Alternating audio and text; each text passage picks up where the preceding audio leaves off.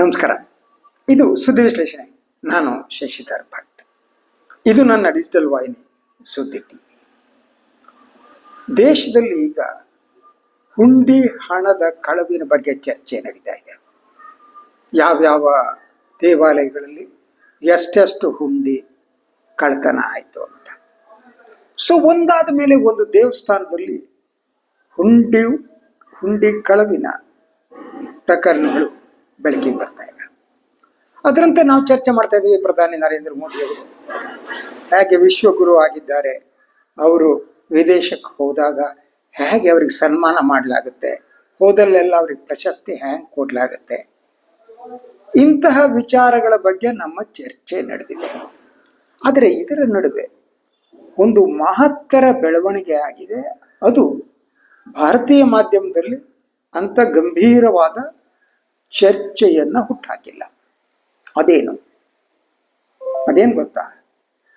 ಬಾಂಗ್ಲಾದೇಶವನ್ನ ಮೋದಿ ಸರ್ಕಾರ ಚೀನಾಕ್ಕೆ ಗಿಫ್ಟ್ ಆಗಿ ಕೊಡ್ತಾ, ಉಡುಗೊರೆಯಾಗಿ ಕೊಡ್ತಾ, ಜೈಶಂಕರ್ ಮತ್ತು ಮೋದಿ ಹಾಗೂ ಅಜಿತ್ ದೋವಲ್ ಅವರ ವಿದೇಶಾಂಗ ನೀತಿ ಇದೆಯಲ್ಲ, ಆ ನೀತಿಯ ಪರಿಣಾಮವಾಗಿ ಈಗ ಬಾಂಗ್ಲಾದೇಶ ಸಂಪೂರ್ಣವಾಗಿ ಚೀನಾದ ನಿಯಂತ್ರಣಕ್ಕೆ ಸಿಕ್ಕಂತೆ ಕಾಣುತ್ತೆ. ಅಷ್ಟೇ ಅಲ್ಲ, ಇದರಿಂದ ಬೇರೆ ಬೇರೆ ರೀತಿಯ ಪರಿಣಾಮಗಳು ಭಾರತದ ಮೇಲೆ ಬೀಳಲಿವೆ. ಅದನ್ನೇ ನಾನು ಇವತ್ತು ಹೇಳೋದಕ್ಕೆ ಹೊರಟಿದ್ದು. ಹಾಗೆ ಸೊ ಬಾಂಗ್ಲಾದೇಶದ ಪ್ರಧಾನಿ ತಾರಿಕ್ ರಹಮಾನ್ ಅವರು ಜೂನ್ ತಿಂಗಳಿನಲ್ಲಿ ಚೀನಾಕ್ಕೆ ಅಧಿಕೃತ ಭೇಟಿ ನೀಡಿದ್ರು. ಯೂಶುವಲಿ ಬಾಂಗ್ಲಾ ಪ್ರಧಾನಿ ಆದವರು ಮೊದಲು ಭಾರತಕ್ಕೆ ಬರ್ತಿದ್ರು. ಆದರೆ ಭಾರತ ಮತ್ತು ಬಾಂಗ್ಲಾದೇಶದ ಸಂಬಂಧ ಸಂಪೂರ್ಣವಾಗಿ ಕೆಟ್ಟು ಹೋಗ್ಬಿಟ್ಟಿದೆ. ಮೋದಿಜಿ ಮತ್ತು ಜೈಶಂಕರ್ ಸಂಪೂರ್ಣವಾಗಿ ಬಾಂಗ್ಲಾದೇಶದ ಸಂಬಂಧವನ್ನು ನಾಶಪಡಿಸಿ ಕೂತಿದ್ದಾರೆ. ಅದರ ಪರಿಣಾಮ ಏನು ಅನ್ನೋದನ್ನ ನಾನು ಹೇಳ್ತೀನಿ. ಸೊ ಈಗ ಈ ಬಾಂಗ್ಲಾ ವಲಸೆಕೋರರು ಬಂದರು. ಪ್ರತಿ ಕ್ಷಣ ಈ ಬಾಂಗ್ಲಾದ ಮೇಲೆ ನಡೆಯುತ್ತಿರುವ ದಾಳಿ ಏನಿದೆ, ಮಾಧ್ಯಮದ ಮೂಲಕ, ರಾಜಕಾರಣಿಗಳ ಮೂಲಕ, ಅದು ಬಾಂಗ್ಲಾದೇಶವನ್ನ ಸಂಪೂರ್ಣವಾಗಿ ಚೀನಾದ ತೆಕ್ಕೆಗೆ ಹೋಗುವಂತೆ ಮಾಡಿದೆ. ಅದಕ್ಕೆ ಸಂಪೂರ್ಣ ರೆಸ್ಪಾನ್ಸಿಬಲ್ ಯಾರು ಅಂದ್ರೆ Modi and Amit Shah and this Jaishankar, BJP, RSS, ಸಂಘ ಪರಿವಾರ. ಸೊ ಹೋದಾಗ ಅವ್ರು ಏನಾಯ್ತು ಅನ್ನೋದನ್ನ ಹೇಳ್ತಾ ಹೋಗ್ತೀನಿ. ಅದರ ಅಪಾಯಗಳನ್ನ ನೀವು ಅರ್ಥ ಮಾಡ್ಕೋಬೇಕು. ಏನು, ತಾರಿಕ್ ಅನ್ವರ್ ಅವರು ಚೀನಾಕ್ಕೆ ಅಧಿಕೃತ ಭೇಟಿ ನೀಡಿದ್ರಲ್ಲ, ಅಲ್ಲಿ ಅವರು ಚೀನಾದ ಅಧ್ಯಕ್ಷ ಶಿ ಜಿನ್ಪಿಂಗ್ ಅವರನ್ನ ಭೇಟಿ ಮಾಡಿದ್ರು. ಹಾಗೆ ಪ್ರಧಾನಿ ಲೀ ಚಿಯಾಂಗ್ ಅವರನ್ನ ಭೇಟಿ ಮಾಡಿದ್ರು. ಹಲವು ಒಪ್ಪಂದಗಳಿಗೆ ಸಹಿ ಹಾಕಲಾಯಿತು. That is A interesting thing. ಒಂದು ವ್ಯಾಪಾರ ವಿಸ್ತರಣೆ ಒಪ್ಪಂದ. ಚೀನಾ ಮಾರುಕಟ್ಟೆಯಲ್ಲಿ ಬಾಂಗ್ಲಾದೇಶದ ಹಣ್ಣುಗಳು, ಚರ್ಮ, ಔಷಧಿ, ಜಲೋತ್ಪನ್ನಗಳಿಗೆ ಹೆಚ್ಚಿನ ಅವಕಾಶ ಕಲ್ಪಿಸೋದಕ್ಕೆ ಒಪ್ಪಿಕೊಳ್ಳಲಾಗಿದೆ. ಇದರ ಮೂಲಕ ಭಾರತದಿಂದ ಏನು ರಫ್ತಾಗ್ತಾ ಇತ್ತು ಬಾಂಗ್ಲಾದೇಶಕ್ಕೆ, ಅದಕ್ಕೆ ಬಹಳ ದೊಡ್ಡ ಹೊಡೆತ ಬೀಳ್ತವೆ. ಅದ್ರ ಜೊತೆಗೆ ಮೂಲ ಸೌಕರ್ಯ ಅಭಿವೃದ್ಧಿಗೆ ಸಂಬಂಧಪಟ್ಟ ಹಾಗೆ ರಸ್ತೆ, ಬಂದರು, ಕೈಗಾರಿಕಾ ವಲಯಗಳು ಹಾಗೂ ಇತರ ಅಭಿವೃದ್ಧಿ ಯೋಜನೆಗಳಲ್ಲಿ ಚೀನಾದ ಹೂಡಿಕೆ ಮತ್ತು ಸಹಕಾರ ಏನಿದೆ ಅದು ಹೆಚ್ಚಿದೆ. ಆ ಮೂಲಕ ಡ್ರ್ಯಾಗನ್ ಭಾರತದ ಗಡಿಗೆ ಬಂದು ಇಳಿತಾ ಇದೆ. ಇದೇನೆ. ಇನ್ನು ತೀಸ್ತಾ ನದಿ ವಿವಾದ ಏನಿತ್ತು, ಅದು ಯೂಶುವಲಿ ಭಾರತ ಮತ್ತು ಬಾಂಗ್ಲಾದೇಶ ಮಾತುಕತೆಯ ಮೂಲಕ ಅದನ್ನ ಬಗೆಹರಿಸ್ಕೊಂಡು ತೀಸ್ತಾ ನದಿ ಈ ಸಂಬಂಧಪಟ್ಟ ಹಾಗೆ ಅದಕ್ಕೆ ಆ ಯೋಜನೆ ಪುನಶ್ಚೇತನಕ್ಕೆ ಭಾರತ ಒಪ್ಪಂದ ಕೂಡ ಮಾಡ್ಕೊಂಡಿತ್ತು. ಈಗ ಅದನ್ನು ಕ್ಯಾನ್ಸಲ್ ಮಾಡಿಬಿಟ್ಟು ಈ ತೀಸ್ತಾ ನದಿ ಪುನಶ್ಚೇತನ ಮತ್ತು ನೀರು ನಿರ್ವಹಣಾ ಯೋಜನೆಗೆ ಚೀನಾ ತಾಂತ್ರಿಕ ಹಾಗೂ ಆರ್ಥಿಕ ನೆರವು ನೀಡೋದಕ್ಕೆ ಒಪ್ಪಂದಕ್ಕೆ ಬರಲಾಗಿದೆ. ಅಷ್ಟೇ ಅಲ್ಲ ಸರ್, ಚೀನಾ, ಮಯನ್ಮಾರ್ ಮತ್ತು ಬಾಂಗ್ಲಾದೇಶ ಆರ್ಥಿಕ ಕಾರಿಡಾರ್, ಈ ಸಂಪರ್ಕ ಯೋಜನೆ ಏನಿದೆಯಲ್ಲ, ಇದನ್ನ ಅನುಷ್ಠಾನಗೊಳಿಸಲಿವೆ. ಅಂದ್ರೆ ಭಾರತದ ಪಕ್ಕದಲ್ಲಿರುವ ಬಾಂಗ್ಲಾದೇಶ, ಹಾಗೇನೆ ಮೊದಲು ಬ್ರಹ್ಮದೇಶ ಆಗಿತ್ತಲ್ಲ ಮಯನ್ಮಾರ್, ಅವರು ಸೇರಿ ಯೋಜನೆಗಳನ್ನ ಅನುಷ್ಠಾನಗೊಳಿಸ್ತಾ ಇದ್ದಾರೆ, ಡೆವಲಪ್ಮೆಂಟಲ್ ಯೋಜನೆಗಳು. ಇನ್ನು ದಟ್ AI, ಹಸಿರು ತಂತ್ರಜ್ಞಾನ, ಆರೋಗ್ಯ ಮತ್ತು ಶಿಕ್ಷಣ, ಈ ಕ್ಷೇತ್ರಗಳಲ್ಲಿ ಸಹಕಾರ ಹೆಚ್ಚಿಸೋದಕ್ಕೆ ಕೂಡ ಸಹಿ ಹಾಕಲಾಗಿದೆ ಒಪ್ಪಂದಕ್ಕೆ. ಮತ್ತು ರಕ್ಷಣಾ ಸಹಕಾರ, it is the most important thing. ರಕ್ಷಣಾ ಕ್ಷೇತ್ರದ ಕುರಿತು ಚರ್ಚೆ ನಡೀತು. ಕೆಲವೊಂದು ಒಪ್ಪಂದಕ್ಕೆ ಸದ್ಯದಲ್ಲೇ ಬರೋ ಚಾನ್ಸಸ್ ಇದೆ. ಚೀನಾದ ಯುದ್ಧ ವಿಮಾನಗಳು ಬಾಂಗ್ಲಾದೇಶದಲ್ಲಿ ಬಂದು ಹಿಡಿತಾ ಇವೆ. ಈಗಾಗಲೇ ಪಾಕಿಸ್ತಾನದಲ್ಲಿರುವ ಚೀನಾದ ಯುದ್ಧ ವಿಮಾನಗಳು ಏನಿವೆ ಅವರ ಶಕ್ತಿ ಎಷ್ಟು ಅನ್ನೋದು ಆಪರೇಷನ್ ಸಿಂಧೂರ್ ಸಂದರ್ಭದಲ್ಲಿ ಗೊತ್ತಾಗಿದೆ. ನಾನು ಹೆಚ್ಚು ಹೇಳಕ್ ಹೋಗಲ್ಲ. ಆಪರೇಷನ್ ಸಿಂಧೂರದ ನೈಜ ಸ್ಥಿತಿ ಏನು, ಯಾವ್ಯಾವ ಶಸ್ತ್ರಾಸ್ತ್ರಗಳು ಬಳಸಲಾಯಿತು, ಯಾವುದು ಬಳಕೆಯಾಗಿ ಯಾವುದು ಯುದ್ಧ ವಿಮಾನಗಳು ವಿಜೃಂಭಿಸ್ತವು, ನಾನು ಹೇಳಕ್ ಹೋಗಲ್ಲ. ಅದನ್ನ ಹೇಳಕ್ ಹೋದ್ರೆ ನಮಗೆ ನೀವು ದೇಶದ್ರೋಹಿಗಳು ಅಂತಾರೆ. ಆದರೆ ಆಪರೇಷನ್ ಸಿಂಧೂರದ ಸಂದರ್ಭದಲ್ಲಿ ಬಳಸಿದಂತಹ ಚೀನಾ ಯುದ್ಧ ವಿಮಾನಗಳು ಏನಿವೆ ಪಾಕಿಸ್ತಾನ ಬಳಸಿದ್ದು, ಅದಕ್ಕೆ ಈಗ ವಿಶ್ವಾದ್ಯಂತ ಬೇಡಿಕೆ ಬರ್ತಿದೆ. ಆಪರೇಷನ್ ಸಿಂಧೂರದ ನಂತರ ಪ್ಲೀಸ್ ನೋಟ್ ಯಾಕೆ ಬರ್ತಾ ಇದೆ?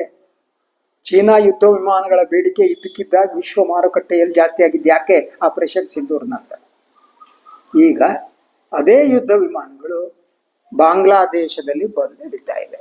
ಸೊ ಹಾಗಿದ್ರೆ ಇದು ಭಾರತದ ಮೇಲೆ ಯಾವ ಪರಿಣಾಮ ಬೀಳುತ್ತೆ ಅನ್ನೋದು ಒಂದು, ಚೀನಾದ ಪ್ರಭಾವ ಹೆಚ್ಚಳ ಅಂತ. ಬಾಂಗ್ಲಾದೇಶದಲ್ಲಿ ಚೀನಾದ ಆರ್ಥಿಕ ಮತ್ತು ರಾಜತಾಂತ್ರಿಕ ಪ್ರಭಾವ ಇನ್ನಷ್ಟು ಬಲ ಆಗತ್ತೆ.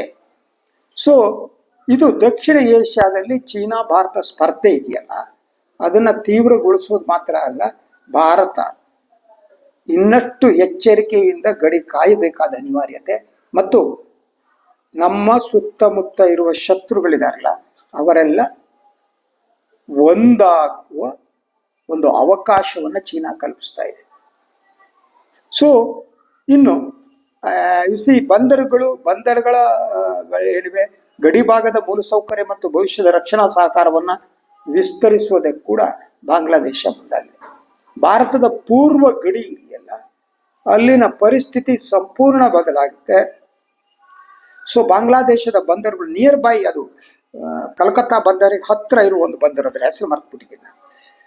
ಆ ಬಂದರ ಅಭಿವೃದ್ಧಿ ಇದೆಯಲ್ಲ, ಅದು ಚೀನಾ ಅಭಿವೃದ್ಧಿ ಪಡಿಸಲಿದೆ. ಚೀನಾ ಕಂಪನಿಗಳು ಮಾತ್ರ ಅಲ್ಲ,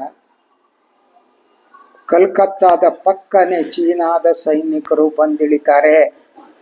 ಅವರು ಬಂದರುಗಳನ್ನು ಅಭಿವೃದ್ಧಿ ಪಡಿಸೋದು ಅಂದರೆ ಅವರ ಸೈನ್ಯಕ್ಕೆ ಸಂಬಂಧಿಸಿದ ಒಂದು ಕಂಪನಿ ಸಂಸ್ಥೆಗೆ ಅದನ್ನು ಕೊಡಲಾಗ್ತಾ ಇದೆ, ಅವರು ಬಂದಿಳಿತಾರೆ. ಸೊ ಇದು ಮೇಜರ್ ಆದ್ದು. ಇನ್ನು ಭಾರತ ಮತ್ತು ಬಾಂಗ್ಲಾದೇಶದ ಸಂಬಂಧಗಳಿಗೆ ಇದು ಬಹುದೊಡ್ಡ ಸವಾಲು ಅಂತ ಹೇಳಲಾಗ್ತಾ ಇದೆ. ಆದರೆ ಭಾರತ ಬಾಂಗ್ಲಾದೇಶವನ್ನು ಸಂಪೂರ್ಣವಾಗಿ ಕೈ ಬಿಟ್ಟಾಗಿದೆ. ಇಡೀ ಬಾಂಗ್ಲಾದೇಶದ ರಾಜತಾಂತ್ರಿಕ ಸಂಬಂಧ ಇದೆಯಲ್ಲ, ಆ ಸಂಬಂಧವನ್ನು ಬೆಳೆಸುವುದಕ್ಕೆ ಅಜಿತ್ ದೋವಲ್ ಡಾಕ್ಟ್ರೈನ್ ಅವಕಾಶವನ್ನೇ ಕೊಟ್ಟಿಲ್ಲ. ಯಾಕೆಂದರೆ ಬಹಳ ಮುಖ್ಯವಾಗಿ ಭಾರತ ದೊಡ್ಡಣ್ಣನ ರೀತಿ ವರ್ತಿಸ್ತಾ ಇದೆ ಅಂತ. ಆ ಕಾರಣಕ್ಕೆ ನಾವು ಎಲ್ಲ ಸಂಬಂಧ, ನೇಪಾಳದ ಸಂಬಂಧವನ್ನು ಕಟ್ಕೊಂಡ್ವಿ, ಪಾಕಿಸ್ತಾನ ಅಂತೂ ಬಿಡಿ ನಮ್ಮ ವೈರಿ ರಾಷ್ಟ್ರ ಅಂತ. ಸುತ್ತಲಿರುವ ಎಲ್ಲ ರಾಷ್ಟ್ರಗಳು ನಮ್ಮ ವಿರೋಧಿಯಾದದ್ದು ಏಕೆ ಅಂತಂದರೆ ಈ ದೊಡ್ಡಣ್ಣನ ಮನಸ್ಥಿತಿ ಅಂತ. ಈ ದೊಡ್ಡಣ್ಣನ ಮನಸ್ಥಿತಿನೇ ಭಾರತದ ವಿದೇಶಾಂಗ ನೀತಿಯ ಮೂಲ ದ್ರವ್ಯ ಆಗಿದೆ. ಮೊದಲು ಆಗಿರಲಿಲ್ಲ. ಭಾರತ ಬೇರೆ ರೀತಿ ಇತ್ತು. ಸಣ್ಣ ರಾಷ್ಟ್ರ ಇರಲಿ ದೊಡ್ಡ ರಾಷ್ಟ್ರ ಇರಲಿ ಅವ್ರ ಜೊತೆ ಸಂಬಂಧ ಬೆಳೆಸೋದು, ಈ ದೊಡ್ಡಣ್ಣನ ಈ ರೀತಿಯ ಮನಸ್ಥಿತಿ ಇರಲಿಲ್ಲ. ಅದು ಮೋದಿ ಕಾಲದಲ್ಲಿ ಬಂದಿತ್ತು ಅಂತ. ಸೊ ಇನ್ನು ಈ ಭಾರತ ಈ ಭೇಟಿ ಏನಿದೆ, ಬಾಂಗ್ಲಾದೇಶದ ಪ್ರಧಾನಿಯವರ ಭೇಟಿ ಇದೆಯಲ್ಲ, ಇದು ಭಾರತ ವಿರೋಧಿ ಮೈತ್ರಿ ಏನಿದೆ, ಭಾರತ ವಿರೋಧಿ ಮೈತ್ರಿಗೆ ಹೊಸ ಆಯಾಮವನ್ನು ಅದು ನೀಡುತ್ತೆ ಅಂತ. ಬಾಂಗ್ಲಾದೇಶ ತನ್ನ ಆರ್ಥಿಕ ಬೆಳವಣಿಗೆ ಏನಿದೆ, ಆ ಆರ್ಥಿಕ ಬೆಳವಣಿಗೆಗೆ ಚೀನಾದಿಂದ ಹೂಡಿಕೆ, ತಂತ್ರಜ್ಞಾನ ಮತ್ತು ಮಾರುಕಟ್ಟೆ ಇದನ್ನು ಪಡೆಯುವುದಕ್ಕೆ ಮುಂದಾಗಿದೆ. ಸೊ ಚೀನಾದ ಈ ಪ್ರಭಾವ ಏನಿದೆ ಅದು ಕೇವಲ ವ್ಯಾಪಾರ ವಹಿವಾಟಿಗೆ ಸಂಬಂಧಪಟ್ಟಿದ್ದರೆ ನಮ್ಮ ಸಮಸ್ಯೆ ಇರ್ತಿರ್ಲಿಲ್ಲ. ಆದರೆ ಬಾಂಗ್ಲಾದೇಶವನ್ನು ನಾವು ಕೈಯಾರೆನೆ ಚೀನಾದ ಮಡಿಲಿಗೆ ಹಾಕಿದ್ವಿ. ಹೇಗೆ ಯೋಚನೆ ಮಾಡಿ. ಬಾಂಗ್ಲಾದೇಶದಲ್ಲಿ ಅಲ್ಲಿಯ ಜನ ಸರ್ಕಾರವನ್ನು ಬದಲಿಸಿದ್ರು. ಗ್ರೇಟ್ ಶೇಖ್ ಹಸೀನಾ ಅವರನ್ನು ಎತ್ತಾಕ್ಬೇಕು, ಅಲ್ಲಿ ಜನ ವಿರೋಧ ಇತ್ತು, what ever it may be. ಆಗ ನಾವು ಪಾರ್ಟಿಸಾನ್ ಆಗ್ಬೇಕಾಗಿತ್ತು, ಆಗ್ಬಾರ್ದಾಗಿತ್ತು. ಸೊ ಇಡೀ ಆ ಬೆಳವಣಿಗೆಯಲ್ಲಿ ಅಲ್ಲಿ ಬಂದ ಮಧ್ಯಂತರ ಸರ್ಕಾರದ ಜೊತೆ ನಾವು ಸಂಬಂಧ ಬೆಳೆಸಲಿಲ್ಲ. ಸೊ ಅದ್ರ ಜೊತೆಗೆ ಅಲ್ಲಿಯ ಜನ, ಯಾರೇ ಜನ ಯಾವ ದೇಶದ ಹೋರಾಟ ಮಾಡಲಿ ನಮ್ಗೇನಾಗಬೇಕಾಗಿದೆ ಅದಕ್ಕೆ ಅಲ್ವಾ? ಯಾರು ಅಲ್ಲಿ ಅಧಿಕಾರಕ್ಕೆ ಬರ್ತಾರೋ ಅವರ ಜೊತೆ ರಾಜತಾಂತ್ರಿಕ ಸಂಬಂಧವನ್ನು ಇಟ್ಕೊಳ್ಳೋದು ಬದಲಾಗಿ ಶೇಖ್ ಹಸೀನಾ ಅವರಿಗೆ ನಾವಿಲ್ಲಿ ಆಶ್ರಯ ಕೊಟ್ವಿ. ಈ ಆಶ್ರಯ ಕೊಡುವ ಮೂಲಕ ಬಾಂಗ್ಲಾದೇಶಿಯರ ಬೇಸರಕ್ಕೆ, ಸಿಟ್ಟಿಗೆ ಕಾರಣ ಆಗ್ತೀನಿ. ಅದು ಫಸ್ಟ್ ಥಿಂಗ್. ಇದಾದ್ಮೇಲೆ ಯಾವಾಗ ಹೊಸ ಸರ್ಕಾರ ಬಂತು, ತಾರಿಕ್ ಅನ್ವರ್ ಅವರ ಸರ್ಕಾರ, ಅದರ ಜೊತೆಗೆ ಸಂಬಂಧವನ್ನ ಬೆಳೆಸುವುದಕ್ಕೆ ಯತ್ನ ಮಾಡಬೇಕಾಗಿತ್ತು. ಆಕ್ಚುಲಿ ತಾರಿಕ್ ಅನ್ವರ್ ಅವರು ಈ ಭಾರತದ ಜೊತೆ ಸಂಬಂಧವನ್ನ ಬೆಳೆಸುವುದಕ್ಕೆ, ರಾಜತಾಂತ್ರಿಕ ಸಂಬಂಧವನ್ನು ಬೆಳೆಸೋದಕ್ಕೆ ಈ ಟ್ರೈಡ್ ಈಸ್ ಬೆಸ್ಟ್ ಅಂತ ಅವರು ಯತ್ನ ಮಾಡಿದ್ರು. ಆದ್ರೆ ಭಾರತದ ರಿಸ್ಪಾನ್ಸ್ ಏನಿದೆ ಆಶಾದಾಯಕ ಆಗಿರಲಿಲ್ಲ. ಯಾಕೆಂದ್ರೆ ಅದ್ರ ಜೊತೆಗೆ ಭಾರತದ ಈ ವಿದೇಶಾಂಗ ನೀತಿ ಇದೆಯಲ್ಲ, ಇಲ್ಲಿ ಚುನಾವಣಾ ರಾಜಕಾರಣ ಬಹಳ ಮಹತ್ವದ ಪಾತ್ರವನ್ನು ವಹಿಸುತ್ತೆ ಅಂತ. ಅಂದ್ರೆ ನೀವು ಗಮನಿಸಿ, ಮೊದಲು ಪಾಕಿಸ್ತಾನ ವಿರೋಧ ಅನ್ನೋದೇನಿದೆ ಅದು ಮೋದಿಯವ್ರನ್ನ 2014ರಲ್ಲಿ ಅಧಿಕಾರಕ್ಕೆ ತಂದದ್ದು. ಅದು ಪಾಕಿಸ್ತಾನವನ್ನ ವಿರೋಧ ಮಾಡ್ತಾ ಮಾಡ್ತಾ 2-3 ಎಲೆಕ್ಷನ್ ಗೆದ್ದಬೇಕು. ಅವರು ಮೋದಿ RSS ಹಿಡಿದುಕೊಂಡಿದ್ದು ಯಾರನ್ನ ಅಂದ್ರೆ ಬಾಂಗ್ಲಾದೇಶಿಯರನ್ನ.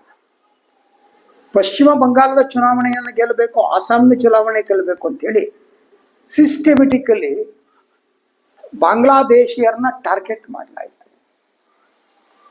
ಬಾಂಗ್ಲಾ ಮಾತನಾಡುವ ಮುಸ್ಲಿಮರನ್ನೆಲ್ಲ, ಬಂಗಾಲಿ ಮಾತನಾಡುವ ಮುಸ್ಲಿಮರನ್ನೆಲ್ಲ ಬಾಂಗ್ಲಾದೇಶಿಯರು ಅಂತ ಆರೋಪ ಮಾಡಲಾಯಿತು.